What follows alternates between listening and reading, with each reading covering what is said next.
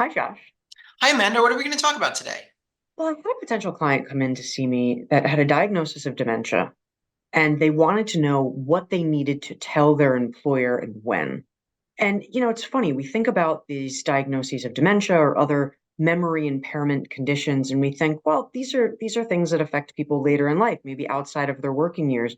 But that's not really the case. So I thought we could talk to our Connecticut viewers about what they are to do if they receive a rather troubling health diagnosis like dementia or something else. What do they need to tell their employer? When do they need to tell their employer? Can you offer some insight on that? Of course. The first question that I think most clients have in this situation is, do I have to tell my employer about my new disability? That's an easy question. The answer is no. You have no legal obligation to tell your employer about your health status or your newly diagnosed disability. And indeed, with limited exceptions, your employer can't ask you about whether you have a disability. Your private health information is private. But a lot of clients have a second question that I think is more difficult, and that's, should I tell my employer?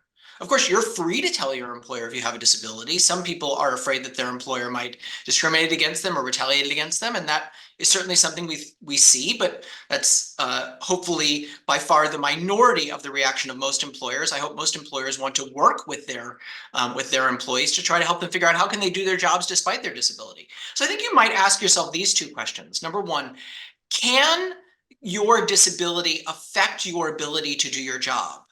And number two, do you need or want anything from your employer related to your disability? If the answer to both of those questions is no, no, my disability is not going to affect my work, and no, I don't need anything right now, then I think you've answered your own question. Should I tell my employer? Well, it doesn't seem like there's a reason to. But if the answer to either of those questions is yes, I think you might want to have a conversation with your employer. So, whether your new diagnosis of dementia, for example, is going to affect your ability to do your job is going to depend on what your job is, right? If you're a registered nurse and you're forgetting what patients ask you for or what their medications are or forgetting to check on patients, right? That's obviously a very big deal. And I'm sure that you are a responsible person and you want to make sure you're doing your job effectively. And if you're looking for something from your employer, like either a leave to address some medical issues, which may not be as much of the case with dementia as it would be with some other more temporary disabilities, or you're looking for some sort of accommodation from your employer. For example, I'm a registered nurse, but I'm hoping now I could work at the front desk rather than, or I could answer family calls rather than doing direct patient care. You can imagine all the permutations of that. It's really going to be very employee specific and employer specific. Then that's something you might want to bring to your employer. We've done other videos about how to ask for a reasonable accommodation if you have a disability, and I encourage folks to look those up. But in general, if you're going to ask for an accommodation for a disability, your employer has a right to know what the disability is and the right to work with you to try to find an accommodation that will help you do your job in a way that's the sort of least restrictive or least costly for the employer. So do you have to tell your employer? No. Should you tell your employer? That's really going to depend on what job you have, what stage of your healthcare journey you're on, and your own personal feelings about how much you want to work, how long you want to work. And those are really personal decisions that an employment lawyer might be a good resource to discuss with. Thanks, Josh. I think that's super helpful for people already dealing with a tough time in their life. Two things that we've talked about in other videos that I want to highlight here.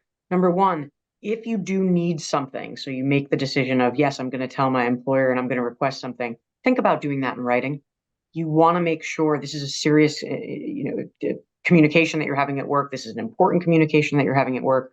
We would absolutely recommend that maybe you have a verbal conversation and then put a short summary of that conversation in writing to your boss or HR, whomever you spoke to. And the second one is whenever we're talking about a disability at work, there's a lot of different laws that are triggered, right? We have the Connecticut Fair Employment Practices Act. We have the Americans with Disabilities Act. We also have FMLA. Remember that you might be entitled to protected time off from work. You might have a short-term disability policy that you could tap into. So if you find yourself in a position where you've just been recently diagnosed with something, there are a lot of protections under both state and federal law. So might be in your best interest to reach out, set up a consultation, understand what all of those rights are, so to kind of help you through this otherwise difficult process. Really good advice, Amanda. Glad you jumped in with some more there, and hope that's helpful to everybody watching. And we'll see you next time. Thanks so much.